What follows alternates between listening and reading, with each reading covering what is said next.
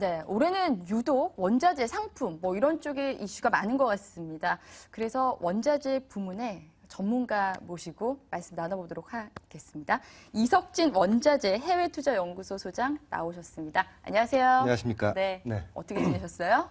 예, 뭐 해외 투자의 필요성을 전파하고 다니고 있습니다. 뭐 네. 강의를 통해서도 방송을 통해서도 이렇게 네. 만나뵙고 있고요. 그것보다도 오늘 기자님 이 의상을 보니까 네. 뭐 봄이 진짜 완전히 찾아온 것 같습니다.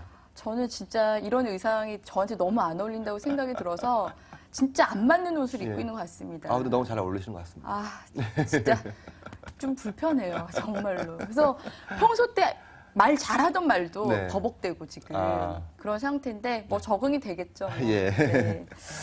뭐 이번 주에 금 현물 거래소가 이제 그렇습니다. 열렸어요. 예, 예. 이제 뭐 투자자들이 일단 관심을 가지고 있는데 네. 또 어떻게 뭐 투자를 해야 되는지 네. 뭐 이게 장점은 뭔지 단점은 뭔지 뭐 잘 모르거든요. 좀 그렇죠. 자세하게 설명 좀 부탁드릴게요. 예, 언론을 통해서 너무 많이 지금 보도가 되어 있는 상태이기 때문에 관심은 상당히 높고요. 투자자분들도 금 현물 거래소가 이번 주에 개장됐다는 것은 대부분 다 알고 계실 거예요. 네. 근데 이 현물 거래소라는 걸 도대체 어떻게 비유해야지 이게 투자자분들이 이렇게 쉽게 다가올까 네. 생각해 왔는데 제 생각에는 기본적으로 이제 그 거래가 불투명한 전국의 산재에 있는 뭐 수많은 구멍가게에 대항해서 네. 정부가 거래가 투명한 일종의 아울렛몰을 개설했다 네, 네. 정도로 이해하는 게 가장 낫지 않겠는가 싶고요. 아시다시피 이 금현물 시장의 탄생 배경이 이 정부의 지하시장 양성화에 있기 때문에 다른 것보다도 유통구조 쪽에서의 어떤 발전이 있을까 이거에 지금 뭐 성공 네. 여부의 핵심 포인트인 그렇죠. 것 같습니다. 네. 그렇게 봤을 때는 금 소비자들을 어떻게 분류해서 이거를 가져갈 것인가를 봐야 될 것 같은데 금 소비자는 크게 두 가지로 나눌 수 있겠죠. 하나는 투자 목적의 소비자들이 있을 거고요. 그렇죠. 다른 하나는 이제 보유 목적의 소비자가 있다고 할 수 있겠는데 투자 목적의 소비자한테는 이 현물 거래소의 탄생이 뭐 그다지 이렇게 확 다가오지는 않을 겁니다. 왜냐하면은 그래요? 예. 네.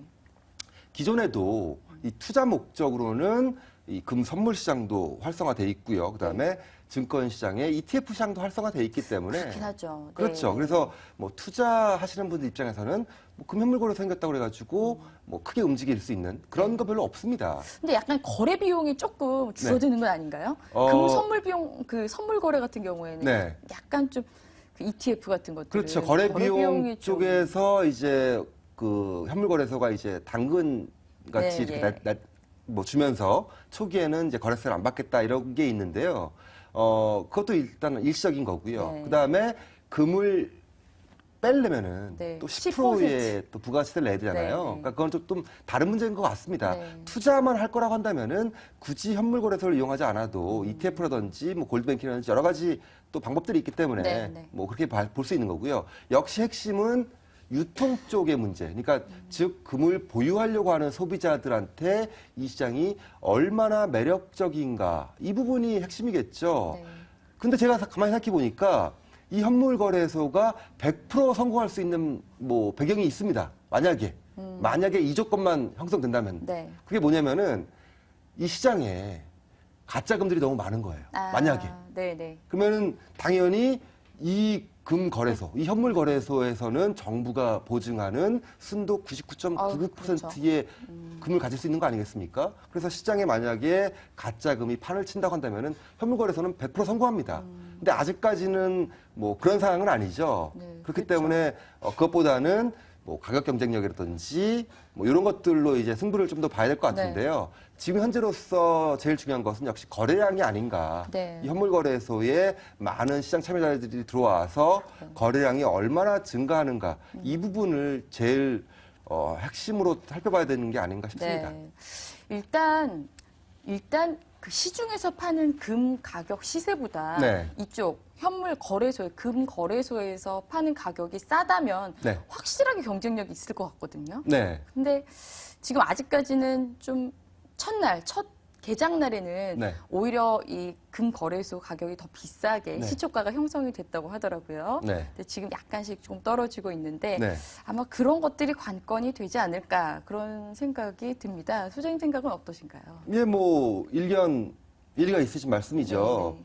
기본적으로 개인들이 금 현물 거래소에 뭐 금을 팔 수 있는 건 아니거든요. 네, 네. 그러니까 그분들은 다들 금은방이라든지 이런 데 가가지고 금을 팔고 그렇죠. 네. 그거를 이제 그 도소매업자들이 공급업체에 넘기고 그게 시장에 이제 다시 흘러 들어오는 그런 형태로 가져가야 되는데 그러니까 소매업 쪽에서 금 소비자들이 금은방에서 사는 가격과 그 거래소에서 금을 사는 가격과 얼마나 차이가 있냐에 봤을 네. 때는 지금 현재로서는 얼추 비슷한 것 같아요. 네. 그렇기 때문에 뭐 당장 이 금 거래소에 이 도소매업자라든지 이 소비자들이 몰려가서 거래를 하기에는 아직까지는 좀 관망하는 분위기가 네, 형성될 네. 수밖에 없겠죠. 그렇죠. 네. 그리고 아무래도 이제 그동안에는 금이 이제 그 과세, 네. 그치? 과세를 피하기 위한 목적으로 그렇죠. 다들 이렇게 뭐 금고에다가 그렇죠. 뭐 이렇게 막 다 쌓아놓고 뭐 상속, 증여 이런 여러 가지 목적들이 있죠. 그런 목적으로 지금 네. 이용이 됐기 때문에 네. 이런 양성화가 과연 네. 효과가 있을 것인가 네. 뭐 이러한 좀 뭐 부정적인 전망도 일각에서 나오고 있더라고요. 그래서 이걸 짧게 볼 수가 없는 겁니다. 네. 이 성공 여부를 이 거래소 관계자들도 최소 1, 2년 정도의 기간을 보고서 판단을 할 수밖에 없다라고 네. 얘기하고 있거든요. 뭐 제 생각에도 이게 빠른 시간 내에 될 수가 없는 게요. 지금 올해 이번 주에 개장됐을 때 네. 월요일하고 화요일 거래량만 놓고 봤을 때는 월요일이 거래량이 한 6kg 정도, 화요일이 한 4.2kg 정도거든요. 네. 그러면 이 상태 정도의 거래량이 1년 정도 진행됐다고 하면은 연간으로 봤을 때는 한 2톤에서 3톤 정도의 거래량이거든요. 그렇죠. 근데 우리나라의 그 금 거래량은 연간 100톤이 넘습니다. 네. 그렇게 봤을 때는 생각보다 이 뭐랄까 지하시장 양성화 쪽의 어떤 목적에 포커스 맞춰 보면은 좀 미미할 수밖에 없겠죠. 이 정도보다는 최소한 5배에서 한 10배 정도 거래량은 증가를 해야지만 정부의 취지대로 갈 수가 있겠죠. 그러려면은 역시 필요한 거는 이런 뭐 거래세라든지 이런 쪽의 당근뿐만 아니라 그런 뭐 지하시장 쪽에 대한 페널티, 네. 즉 채찍이 같이 채찍도 같이 동반될 네, 수밖에 네. 없겠죠. 그래야지만 이제 정부 취지대로 이 지하시장이 양성화되지 않겠는가라고 보고 있습니다. 저는 일단 네. 뭐 시장을 만들었다는 것 자체가 굉장히 일단 그 음지에서 그 양성화 시켰다는 뭐 좀 긍정적인 측면이 있다고 보고요. 네. 그 순도 아까 말씀하신 99.99. 99.9% 네. 정부가 인증하는 네. 그런 이제 그 금을 살 수 있는 뭐 거래 유통할 수 있는 그런 좀 긍정적인 효과가 있는 것 같아요. 네네. 근데 이제 뭐 장기적으로 봤을 때는 이게 결국 이제 투자 뭐 메릿이 있어야 되겠죠. 네. 예, 이게 내가 이걸 금을 샀을 때 앞으로 금값이 좀 오를 거야. 뭐 이런 전망이 있어야 될 텐데 네. 금값 전망은 좀 어떻게 보시나요? 기본적으로 이런 질문하시는 분들이 있어요. 네. 이번에 아무래도 전망이 좋아야 그렇죠. 금 투자에 예, 일단 그럼요. 예. 금 현물 거래소가 이번에 생겼는데 이게 금 가격이 우리가 이제 거래하는 금 가격을 올릴 수 있는 것이냐라는 이제 질문을 하시는 분들도 있거든요.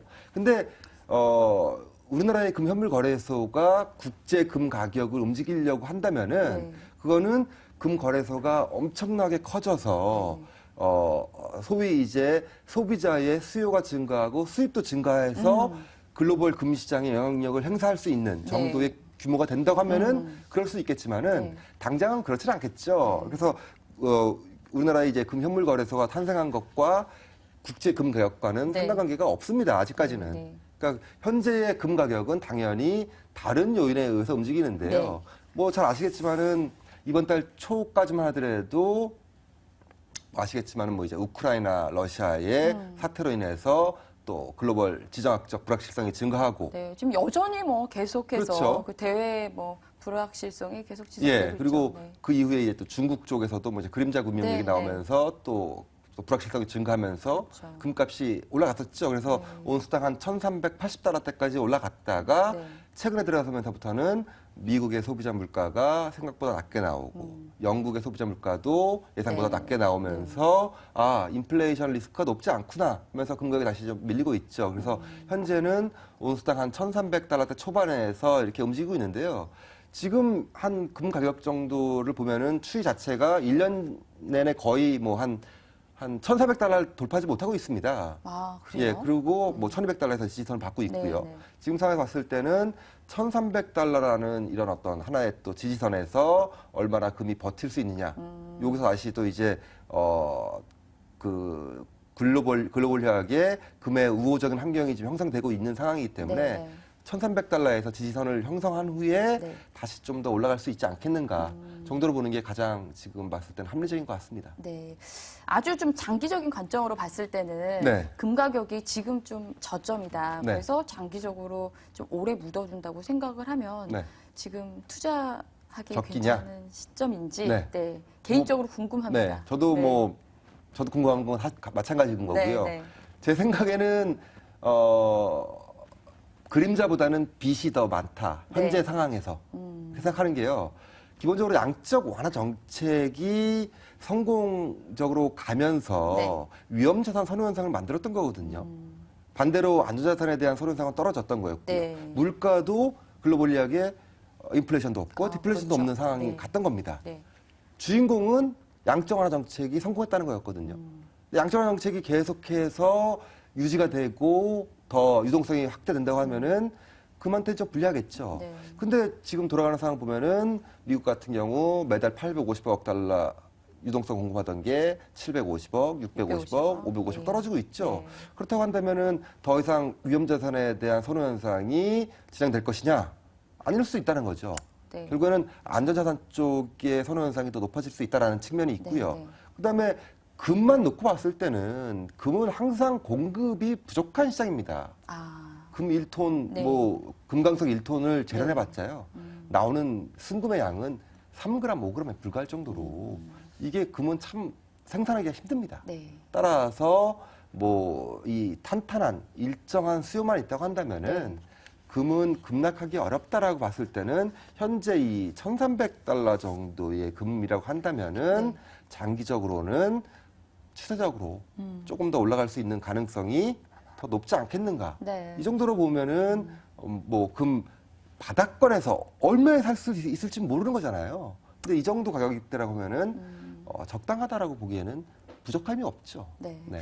저는 이번에 그 중국이 그 양회 이후에 네. 그 1인 1출산 그 산하 제한 있잖아요. 네네. 이걸 폐지했단 말이죠. 네. 그걸 폐지하면서 왠지 좀 금값이 오를 것 같다는 생각이 들었어요. 왜 그럴까요? 이제 뭐 돌잔치 이런 거 하면서 예, 중국도 선물을 많이 한다 네, 그러더라고요. 그럼요. 예, 예.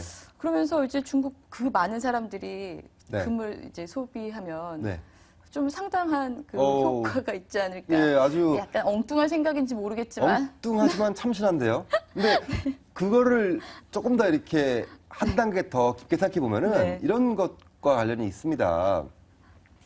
중국하고 인도가 금을 가장 사랑하는 그렇다면서요. 네. 나라잖아요. 네. 민족이고 세계의 금의 50%를 네. 소비하는, 수요하는 이런 나라들이죠. 지난번 강의 때 말씀해 그렇죠, 주셨잖아요. 그렇죠. 네. 그렇게 봤을 때는 이들 국가의 국민들이 잘 살면 잘 살수록 금에 대한 수요도 더 증가한다는 거죠. 그렇죠. 근데 네. 뭐 아직도 중국이라든지 인도의 국민 소득은 낮지 않습니까? 네, 그렇죠. 당연히 앞으로도 발전할 여지가 많다고 보면은 네. 더 잘 살 겁니다. 더 잘 살 수밖에 없겠죠. 네. 그렇게 보면은 이들 국민들의 어떤 금 사랑 이런 것들 봤을 때는 인구가 증가하고 소득이 증가하면은 네. 당연히 금 수요 증가하겠죠. 네. 그러면은 기자님 말씀하신 대로 뭐 좋은 측면이 있겠죠. 네. 네. 그리고 또 일각에서는 그래요. 그 한국은행이 금 고점일 때 네. 금을 아, 대량 예, 예. 구입해서 네. 그 막 문매를 맞았다가 네. 이후에 좀 물타기를 많이 했다고 하더라고요. 네네. 근데 이제 한국은행뿐만 아니라 네. 기관 투자자들, 네. 이제 뭐 연기금이라든지 네. 이런 쪽도 지금은 금 투자가 지금 불가능하게 돼 있지만 네. 앞으로 좀 규제를 열어야 된다, 네. 뭐 완화해야 된다. 지금 규제 뭐 이제 타파 뭐 네네네. 이런 것과 이런 네. 흐름과 맞물려서 네.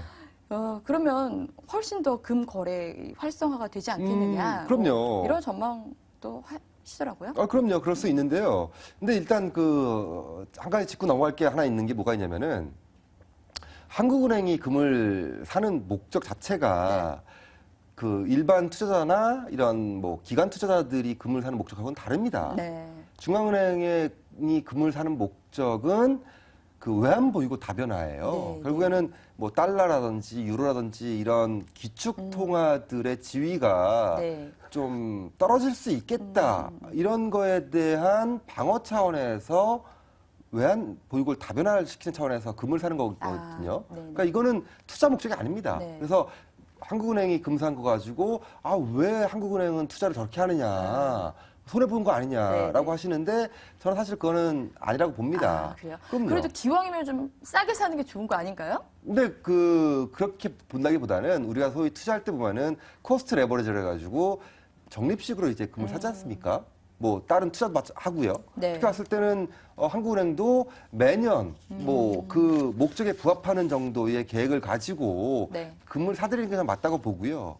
뭐 1,800달러가 넘었으니까 금을 팔아야지. 네. 1,100달러가 떨어졌으니까 금을 사야지. 이런 식으로 접근하는 거는 중앙은행의 이 우리가 알고 있는 역할이라든지 목적하고는 부합하지 않습니다. 네, 그거는 네. 오히려 그냥 투자 목적이라고 한다면은 그럴 수 있겠지만 중앙은행들이 그런 식의 계획을 세우고 간다고 하면은 저는 오히려 믿을 수가 없다라고 생각합니다. 네. 네. 그래서 그거 하나는 짚고 나와야 될 것 아, 같아요. 네. 한국은행이 굉장히 우호적인 발언을 하셨습니다. 네. 지금 뭐 금 얘기 계속 이제 재밌게 해봤는데요. 네. 이제 구리 얘기를 좀 한번 넘어가 볼게요. 닥터 카퍼, 카퍼. 예. 네. 이게 코퍼라고 읽어야 될지 카퍼라고 읽어야 될지 네. 아침에 찾아봤더니 카퍼네요. 네. 글로벌 경기 상황을 보여준다. 네네네네. 뭐 이렇게 해서 닥터 카퍼다. 뭐 네. 이렇게 불리기도 하는데 네. 구리 뭐 네.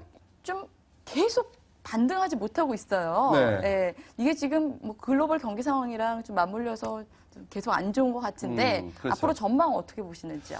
그렇죠. 우리가 지금 그 구리를 이제 닥터 카퍼라고 했던 이유는 그 글로벌 그 실물 경기를 대표하는 산업금속의 어떻게 보면 맏형 같은 느낌이지 않습니까? 그렇기 때문에 구리의 수요가 늘면은 글로벌 경기가 살아나는 거고 구리의 그 수요가 줄면은 이 글로벌 경기가 아직도 둔화돼 있구나 정도로 이제 판단할 수 있는 거잖아요. 그래서 사실 구리 가격이 올해 초만 하더라도 톤당 한 7,000달러를 계속 유지하면서 글로벌 경기가 이제 조금씩 좋아지려나 보다라고 했었는데 실제로는 이 중국의 융자동 사태로 인해서 구리 가격이 뭐 6,400달러까지 네네. 떨어지면서 이제 중국에 대한 우려, 소위 그렇죠. 중국 경제 성장에 대한 우려가 높아지고 있잖아요. 네네. 올해만 같은 경우에도 한 7.5% 정도 중국 성장할 수 있다고 생각했는데 지금 나오는 거 보면 7.2%, 7.3% 정도로 네. 좀 낮춰지고 있는 상황이거든요. 그래서 그런 부분들이 결국에는 이 구리 쪽, 그다음에 글로벌 경기 쪽에 부담이 가는 것 같고요. 근데 저는 이거를 뭐 아주 나쁘게 볼 건 없다고 봅니다. 결국에는 투자자 입장에서는 이런 단계를 거치고 나면은 중국 경제가 진바닥을 형성한다라고 봤을 때는 중국 경제가 진바닥을 형성하면은 또 글로벌 경제도 진바닥을 형성한다라고 봤을 때는 네. 오히려 더 관심을 가지고 살펴봐야 될 시기가 아닌가라고 네. 보는 거죠. 네. 네. 지금 앞으로 이제 구리 가격 반등할 것만 남았다. 뭐 이렇게 보시는 건가요? 반등하는데 걸리는 시간은 좀 더 걸릴 겁니다. 네. 뭐 1분기나 2분기 정도까지는 쉽게 이렇게 경기가 확 좋아질 거를 보지는 않지만은 이 정도에서는 이제 바닥이 형성되는 그런 과정을 거치고 있다라고 보는 거죠. 네. 예. 투자자 여러분, 그 구리에도 좀 관심 가져 보시면 괜찮을 것 같습니다. 오늘 바쁘신 와중에 이렇게 찾아주셔서 너무 감사드립니다. 이석진 원자재 해외투자연구소 소장이셨습니다. 고맙습니다. 네. 네. 초여름 같은 봄날입니다. 네. 일교차가 큰데요. 건강 조심하시기 바라겠고요. 기고만장 오늘 여기까지 준비했습니다. 시청해주신 여러분 고맙습니다. 저는 내일 다시 뵙겠습니다.